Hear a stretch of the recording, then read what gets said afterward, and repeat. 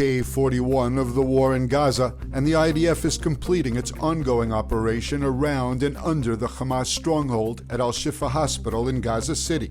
The IDF says weapons found in the hospital prove it was unequivocally used as a major terror headquarters.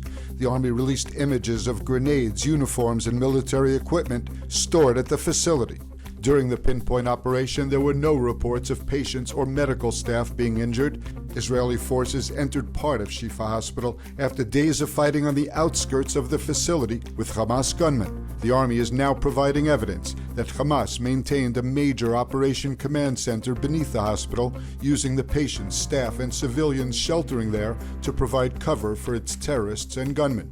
U.S. intelligence confirmed that Hamas and Islamic Jihad use Shifa and other Gaza hospitals and tunnels beneath them. On the northern border with Lebanon, Hezbollah fired a barrage of 20 rockets toward Israel. Some were shot down and about 15 landed in open areas, causing no casualties or damage. Air raid sirens sounded in Kiryat Shmona, signaling a renewed attack after 18 hours of relative quiet on the northern border. The IDF retaliated with artillery fire at the source of the attack, and tanks shelled a Hezbollah observation post. Later, an IDF tank struck a terror squad that tried to launch anti-tank missiles from Lebanese territory toward the Yiftach area.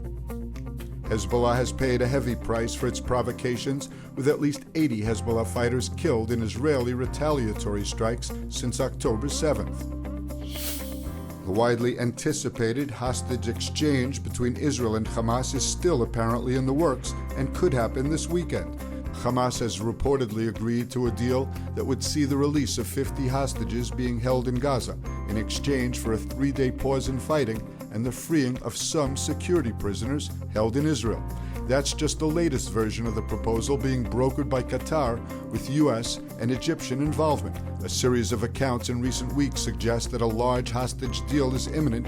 According to those reports, Israel would pause the fighting and release a number of Palestinian women and minors in exchange for about 50 of the 240 hostages held by Hamas in Gaza. So, we know the news is volatile and fast-paced, and we want to let you know that ILTV's new app is now available. So if you want to stay connected to the latest news from Israel, the Middle East, and the Jewish world, download our app now on all your devices. It's available in the App Store for both Android and iPhone.